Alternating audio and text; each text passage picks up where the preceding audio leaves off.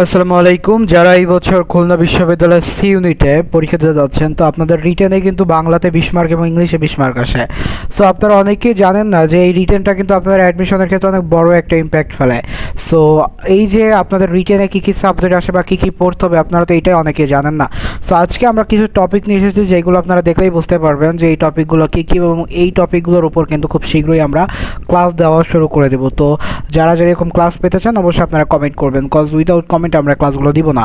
Cause আমরা যদি ক্লাসগুলো দিই আর আপনারা কোনো ধরনের কোনো রেসপন্স না করেন, আমাদের এই খাটনি কোনো দাম থাকবে না। সো এইসব বিষয় তো থাকলোই, তারপর একটা কথা সেটা হচ্ছে যদি চ্যানেলে নতুন হয়ে থাকেন চ্যানেলটাকে একটু সাবস্ক্রাইব করে বেল আইকনটা অন করে দিন, আর ফেসবুক পেজ থেকে দেখে থাকলে ওইটাও ফলো করে দিন। আর যেটা হচ্ছে আমাদের গ্রুপটাতে যুক্ত থাকতে পারেন, আমাদের হোয়াটসঅ্যাপ এবং টেলিগ্রাম গ্রুপ আছে, ওইখানে যুক্ত থাকলেই কিন্তু আপনি সকল তথ্য আগে পেয়ে যাবেন। সো চলেন আমরা দেখি যে খুলনা বিশ্ববিদ্যালয়ের সি ইউনিটের বিগত বছরের প্রশ্ন বিশ্লেষণ করে আমরা কিছু গুরুত্বপূর্ণ টপিক বের করছি। সেই গুরুত্বপূর্ণ টপিকের ভিতরে হচ্ছে আপনার বাংলার জন্য হচ্ছে 20 মার্ক এবং ইংলিশের জন্য 20 মার্ক করা হয়েছে। সো বাংলার জন্য 20 মার্ক এবং ইংলিশের জন্য যে 20 মার্ক, এখন এই 20 মার্ক কিসে। সো বাংলার 20 মার্ক বিগত বছরের যে প্রশ্ন, প্রথমত যে বিষয়টা থেকে আসে সেটা বলা যেতে পারে কবিতার চরণ বা উদ্ধৃতি ব্যাখ্যা। সো কবিতার চরণ বা উদ্ধৃতি ব্যাখ্যা যদি আপনাকে আমি একটু ব্যাখ্যা করে বলি, সেটা হচ্ছে যে একটা ধরেন কবিতা থাকবে, তো সেটা চরণগুলো আসলে কি ব্যাখ্যা করছে এইটা। এখন এই কবিতার চরণ কি আপনার পাঠ্য বইয়ের কবিতা হবে কিনা, সো এইটা হতেও পারে আবার নাও হতে পারে। আর উদ্ধৃতি ব্যাখ্যা ওইটাও কি যে আপনার সব পরিচিত উদ্ধৃতি হতেও পারে, না হতে পারে।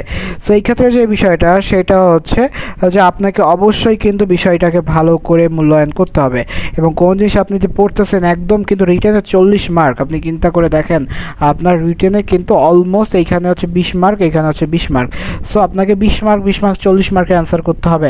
সো এই যে 20 মার্কের অ্যান্সার আপনাকে যদি এইখানে যদি আপনি ভালো কোনো মার্ক না উঠাতে পারেন, ওই 60-এ আপনি যতই ভালো ওঠান এইখানে কিন্তু আপনাকে একটা ডাউনে আপনি যেতেই হবে আপনার। কজ এই জন্য বিশেষ করে আপনি যখন দেখবেন যে ওভারঅল কোনো বিষয় আছে বা কোনো ব্যাপার, সো আপনাকে এইগুলো নিয়ে প্র্যাকটিস করতে হবে। আমরা আপনাদের হয়তো বা কয়েকটা ক্লাস দিব, আপনি সেটা দেখবেন, আপনি সেটার অভিজ্ঞতা লব্ধ করবেন, আপনি সেই জিনিসগুলো ভালো করে পড়বেন, ওইটা ভাবেই হবে। এবং আমরা আসলে প্রত্যেকটার শিট রেডি করতে যাচ্ছি। আমরা খুব শীঘ্রই হয়তো আপনাদের সেই শিটগুলো অনুযায়ী আমরা ক্লাসও নেওয়া শুরু করে দিব। খুব শীঘ্রই হয়তো আপনার এই বিষয়গুলো দেখতেও পারবেন যে এই বিষয়গুলো নিয়ে আমরা কতটা আপডেটেড ক্লাসগুলো দিচ্ছি। সো যারা এই যে বিষয়গুলো আছে এগুলো কিন্তু একটু গুরুত্বের সাথে দেখবেন। এরপর হচ্ছে কি গদ্য বা প্রবন্ধের মূল ভাব, অর্থাৎ একটা গদ্য বা প্রবন্ধ দেওয়া থাকবে, সেটার মূল ভাব অথবা ব্যাখ্যা, অর্থাৎ হয় একে মূল ভাব দিবেন, নয় ব্যাখ্যা দিবেন। উইথাউট মূল ভাব বা ব্যাখ্যা আপনি কোথা থেকে দেন, এই জিনিসটা হচ্ছে আপনার কোনো দিন সময় আসলে চিন্তা করবেন না যে কমন কিছু আসবে। কমন কিছু না আসার সম্ভাবনা ধরেন হচ্ছে 100-এ 90%, অর্থাৎ 10% ধরে রাখেন যে আপনি হচ্ছে কমন পাবেন না, দুঃখিত কমন পাবেন না, 90% ধরে রাখেন কমন পাবেন না। কজ এই যে রিটেনগুলো এটা যদি কমন পান, এটা বলা যেতে পারে সকলের, আপনার যদি কমন পড়ে, আপনার ফ্রেন্ডের কমন পড়ে, ধরুন তবে তো সকলেরই কমন পড়তেছে। আর কমন পড়লে এইখানে কিন্তু কাটমার্ক অনেক হাই যায়। তো বিশ্ববিদ্যালয় আসলে চায় না যে অতটা কমন যায় বা অতটা যায়, যদিও যায় খুব কম যায়। এরপর সারাংশ বা মূলভাব, অর্থাৎ কোনো সারাংশ বা মূলভাব যদি দেওয়া থাকে সেটা বিষয়ে আপনাকে প্রশ্ন করা হতে পারে। সো আপনি চাইলে এই বিষয়গুলো একটু ভালো করে দেখতে পারেন। এরপর হচ্ছে সাহিত্যিক পরিচিতি, অর্থাৎ কবি, লেখক বা রচনা, অর্থাৎ কবি সাহিত্যিক পরিচিতি। আপনাকে যখন সাহিত্য পড়া হবে আপনি কিন্তু এই বিষয়গুলো দেখবেন যে আপনার বাংলা বই যেটা আছে, আপনার যদি অভিযাত্রী পড়ে থাকেন অভিযাত্রী আলাদা স্পেসিফিক আছে, অথবা যেই বইটা পড়ে থাকেন ওইখানে কিন্তু আলাদা সাহিত্যিক অ্যাঙ্গেল থাকে। সো আপনি ওই সাহিত্য অ্যাঙ্গেলটা পড়তে পারবেন চাইলে। এবং মূল বিষয়টা হচ্ছে কি এই বিষয়গুলো যখন আপনি পড়বেন সাথে সাথে কিন্তু আপনার এই বিষয়গুলোর সাথে আপনাকে সাহিত্যিকের পাশাপাশি কিন্তু আপনার ব্যাকরণও পড়তে হচ্ছে। কসন্ধি, সমাস, কারক, বাগধারা, বাক্য এইগুলোও কিন্তু আপনার আসবে। সো এইগুলোকেও কিন্তু আপনার গুরুত্ব সহকারে দেখতে হবে। আর পরিশেষে আরেকটা হচ্ছে বানান বা ভাষা শুদ্ধি, অর্থাৎ বানান বা ভাষা শুদ্ধি বলতে বোঝানো হচ্ছে যে বানানটাকে অনেক ক্ষেত্রে অনেকে গুরুত্ব দেয়, অনেকে গুরুত্ব দেয় না। সো বানানটাও কিন্তু অনেক গুরুত্বপূর্ণ। সো বিগত বছর যে প্রশ্নগুলো ছিল আমরা সেইগুলো অ্যানালাইসিস করে এই টপিকগুলো পেয়েছি। এছাড়াও অনেক টপিক আছে যেগুলোর উপর আমরা আসলে ক্লাস দিতে যাচ্ছি। মেনলি হচ্ছে যে আমরা এমন করবো যে বিগত বছর প্রশ্ন একদম বিশ্লেষণের ভিত্তিতে টপিক সময় যেভাবে তৈরি করব যে আপনারা প্রত্যেকটা টপিক পড়ে যাতে বুঝতে পারেন যে এইটা তো আসলে এইটার বাইরে আসলে কিছুই আসবে না। অর্থাৎ 20 মার্ক 40 মার্কের যে প্রিপারেশন এইটা নিতে কিন্তু আপনাদের অলমোস্ট এখন যদি খুলনা বিশ্বের পরীক্ষা হচ্ছে 18-19 বা 17-18 তারিখ। সো এই যে এখন থেকেও যদি ধরি তাও কিন্তু অলমোস্ট আপনার এখন চলতেছে ধরেন August, almost September, October, November, আপনার হাতে এমন 90 দিন সময় আছে। সো আপনার পরীক্ষা হবে হচ্ছে ডিসেম্বরে। সো আপনি 3 মাসে কিন্তু যদি ভরপুর রিটেনের প্র্যাকটিস করেন, আমি মনে করবো যে আপনার হয়তো হয়ে যাবে। এবং সবার আগে ঢাকার আগে এবারও খুলনা ঢাকার আগে এবার খুলনা পরীক্ষা নিচ্ছে। তো সেক্ষেত্রে আপনার কিন্তু বিষয়টা বুঝতে হবে।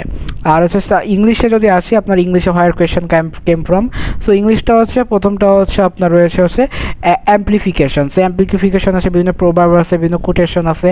সো এইগুলাকে কিন্তু আপনার আইডেন্টিফাই করতে হবে, এইগুলাকে কিন্তু মিনিং করতে হতে পারে, এইগুলোর আপনাকে এক্সপ্লেইন করতে হতে পারে, এইগুলো সম্পর্কে আপনার একটু একটু লিখতে হতে পারে। সো এইগুলো আপনাকে ভালো করে বুঝতে হবে যে এই যে আপনার প্রভাব আর কোটেশনটা কীভাবে ওয়ার্ক করে। এরপর হচ্ছে প্যারাগ্রাফ কম্পোজিশন, অর্থাৎ আপনাকে হয়তো বা প্যারাগ্রাফ কম্পোজিশন দিতে পারে। সো প্যারাগ্রাফ কম্পোজিশন সম্পর্কেও আপনাকে কিন্তু একটা আইডিয়া নিয়ে যেতে হবে। এখন বলতে পারেন যে ভাইয়া কোন প্যারাগ্রাফ আসবে, স্কুল ম্যাগাজিন? ন, স্কুল ম্যাগাজিন তো আর এখানে আসবে না। এটা হচ্ছে বলা যেতে পারে একটা সিটের জন্য আপনি জানেন যে অলমোস্ট 100টা স্টুডেন্ট পরীক্ষা দেয়। সো 100টা স্টুডেন্টের জন্য তো স্কুল ম্যাগাজিন দিবেন, অবশ্যই কিছু আনকমন টপিক দেবে, রিসেন্ট যে টপিকগুলো চলছে এই টাইপেরই টপিক দেবে। সো এই বিষয়গুলোকে কিন্তু আপনার বুঝতে হবে, এবং এই বিষয়গুলোকে যদি আপনি এক্সিকিউট করেন, দেখবেন কি একটা টাইমে কিন্তু এই বিষয়গুলোকে আপনাকে খুব ভালো করে জিনিসটাকে আপনাকে ব্যাখ্যা সহকারে কিন্তু আপনি চেষ্টা করলে একটা সময় তৈরি হবে। সো প্যারাগ্রাফের উপর আমরা বিভিন্ন ক্লাস নেব, আমরা দেখাবো যে কী করে একটা পারফেক্ট প্যারাগ্রাফ লিখতে হয়, পারফেক্ট প্যারাগ্রাফের লেখার আসলে স্ট্রাকচারটাকে আপনি কী করে জয়েনিং করবেন, কী করে এটাকে। সো ওভারঅল প্রত্যেকটা বিষয় আপনি পাচ্ছেন। এরপর হচ্ছে গ্রামার হচ্ছে টেন্স, ভয়েস, ন্যারেশন, ট্রান্সফরমেশন, এই টাইপের কিছু প্রশ্ন আসে। এখন এইগুলো আসবে, এগুলো আসলে আপনার গ্রামাটিক্যাল ওয়েগুলো চেক করা হবে। সো আপনি যদি গ্রামারে একটু উইক হয়ে থাকেন, আপনারা কিন্তু আমাদের গ্রামার ক্লাসগুলো করতে পারেন। আমরা গ্রামারের উপরও কিন্তু হিউজ টাইপের একটা ক্লাস দেবো। এরপর আছে ভোকাবুলারি আছে synonym, antonym and word meaning, বেশি বেশি ওয়ার্ড ফরমেশন আছে। আবার অনেক সময় আছে যে আপনাকে ওয়ার্ড দিয়ে দিবে, ওয়ার্ড দিয়ে আপনাকে সাবজেক্ট মানে আপনাকে বাক্য তৈরি করতে হতে পারে। সব sentence to word to sentence, এই যে বিষয়গুলো, এইগুলো কিন্তু খুব আপনার গুরুত্বপূর্ণ বিষয়। সো এইগুলোকে আপনাকে গুরুত্ব দিতে হবে। এরপর আছে সেন্টেন্স কারেকশন আর ইরোর ডিটেকশন। অর্থাৎ সেন্টেন্স কারেকশন বা ইরোর ডিটেকশন বলতে সেন্টেন্সে কোথায় ইরোর আছে এটাকে আপনার বের করতে হবে। মানে এটা কী করে বের করবেন, অবশ্যই যে ভোকাবুলারি শিখতে হবে। এই দুঃখিত, ভোকাবুলারির পাশাপাশি আপনাকে আবার টেন্স আর গ্রামার আইটেমগুলো শিখতে হবে, তাহলেই তো আপনি এটা পারবেন। আর পরিশেষে সাথে ট্রান্সলেশন, অর্থাৎ বাংলা টু ইংলিশ অথবা ইংলিশ টু বাংলা। এখন এইগুলো কিন্তু গুরুত্বপূর্ণ, অর্থাৎ এই যে দেখেন দুই সাইডে তীর দেওয়া আছে, যে কোনো একটা না দুইটাই করতে হবে। এখন বিগত বছরের কোয়েশ্চেন অ্যানালাইসিস করে এই টপিকগুলো আছে, শুধু কি এইগুলো করলেই হচ্ছে না, এর পাশাপাশি অনেক কিছু আছে যেগুলো হয়তো বা আপনার মনে হতে পারে যে এইগুলো আসলে পড়ার কি দরকার আছে কিনা, বাট এরকম অনেক টপিকই আছে বা অনেক কিছু দেখেছি আমি যেগুলো আমার মনে হয় পড়া উচিত।